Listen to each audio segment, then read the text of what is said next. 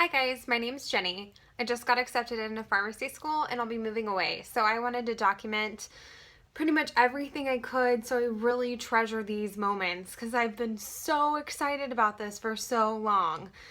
I know one of the biggest factors for me when I was interviewing is what questions should I ask my interviewers. I found this to be really helpful, so I have a list of questions that I did take with me for my interview, and I was able to ask all of them. So I actually had quite a few questions. Most people only have about 1 to 2. I think I have 15, and I was able to ask all of those. I had great interviewers who were glad to talk to me, glad to answer my questions. It was a wonderful experience. For those of you who are about to interview, don't be afraid of it. Don't be anxious. Totally just take the moment in and enjoy every bit of it because it's going to be over before you know it, and then you're on to the next stage. Okay, so a few of my questions that I had. The first question dealt with provider status.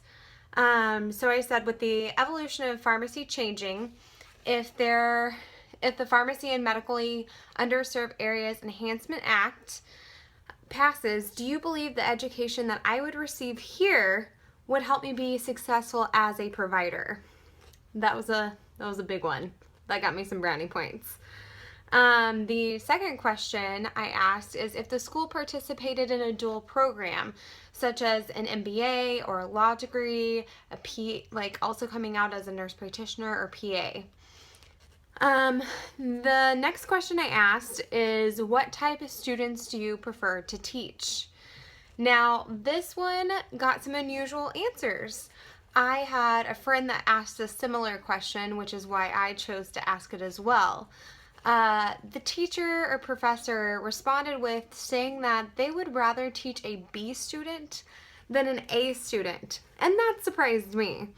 And they said the reason of that being is an A student can typically just regurgitate all of the information back on the exams, where a B student puts in so much extra work and actually brings more to the table, finds out more information about what's going on, and is able to bring so much more information and research back to the professor that they can use in the next semester's lectures.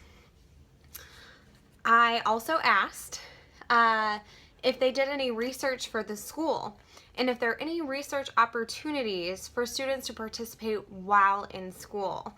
And the first interviewer that I had was doing research for the school. Extremely excited to tell me all about it. If you guys know who your interviewers are, mine were blind, so I wasn't sure who was interviewing me or what their status was with the school. But if you know who your interviewers are, do some research behind it. And if they do research for the school or they do research for a hospital nearby, check it out, see what it's about, and ask them about it. They're going to be so excited to tell you about what they're personally doing. It's great. The next question I asked is, as far as residencies go, is there anything that I should start preparing for now that would be beneficial to the time that it comes to apply to different residencies in the match program? That one was also a really good one. As some of you may know already, that you pretty much have to go through a residency in order to get a job at a hospital field now. And even then, you're not always matched with the one you want, or sometimes it doesn't work out. So starting to prepare now is a really big thing because it's becoming so selective outside. The next question that I asked is, what would you recommend a student be involved in their first year of professional school? And I got lots of different answers on this, a lot of student organizations telling me to be involved in student government. There was lots of different things that were going on here. I have worked full-time throughout my college career. So going into professional school, I know I'm going to have to cut back. So I asked them, is there a limit of hours or a maximum of hours that you prefer the student to work during the school year? And they said that I would at least have to cut back by half. So most of their students, Some don't even work at all. But if they do work, it's less than 20 hours. So that's a pretty big deal. So anyways, that was what was recommended to me, and they said I might even want to go smaller than that, like maybe 10 hours a week. The next question I asked is there anything you wish you knew when you were a first-year professional student yourself?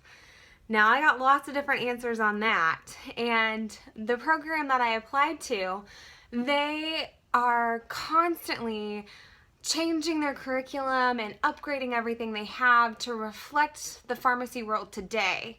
So, everything that my interviewers said that they wish they would have known, they're already educating their students now for, which is great. Let's see. The next question I had is, in the last 5 to 10 years, how have your NAPLEX passage rates been? If they've improved, was there a change in the program to see the students succeed? And there was. That was a really good question to ask, and actually one of my interviewers didn't know that off the top of their head. And, that's okay. They'll ask us questions that we're not 100% sure of, but then we can ask them questions, and sometimes they don't know the answer either. They're human. They're just like us. There's no reason to stress out over this moment. Just intake everything and have a good time with it. Keep your conversational skills moving, keep the conversation flowing. As long as you do that, you'll be perfectly fine. I asked if there was any areas in the program that they would like to see change and why. And like I said, the program that I specifically applied to is constantly renovating and changing and, reconstructing their curriculum just to reflect their students succeed. So my interviewer personally said that there is nothing that she could think of before it's actually being implemented in the school. So that was really great to hear and gave me a lot of hope for this school that I applied to. So I asked them what brought them to that specific school and that specific program and why they chose that over, maybe going somewhere else to another academia level or, institute. So I got lots of different answers on that. People come from all over the place and, work all over the world. So hearing their stories and how they ended up getting here, it was great. It was wonderful to hear. The next question I asked is, what have you seen a pharmacy student do in order to succeed? I got a variety of answers on this as well. All were great. All were study tactics, what they saw them do, how many hours they put in the library. Also doing activities outside of school, like maybe being involved in an intramural sport, just something to keep them going. The next question I asked is one that I kind of came up on my own, but I asked if they currently practice teaching students about homeopathic medications and veterinary medications. And the only reason I asked this is because I've worked in a community pharmacy for about 9 years now. And that is the number one thing that is the most difficult that we are, I feel like, as a whole, undereducated on. And I know that, they have electives for these, but I wasn't sure if it was actually part of their curriculum, because I am constantly asked, which one, which is better? Is the natural one better, or is this one better? And then when it comes to veterinary medications, when you're dosing a horse, it's a lot different than a human. So being able to actually know, oh, this milligram is really, really high. This is not going to be okay for this horse or dog or cat or whatever other mammal there are that you are treating. Well, guys, I think that's all for now. If you guys have any questions, please let me know, and I hope you have a great day.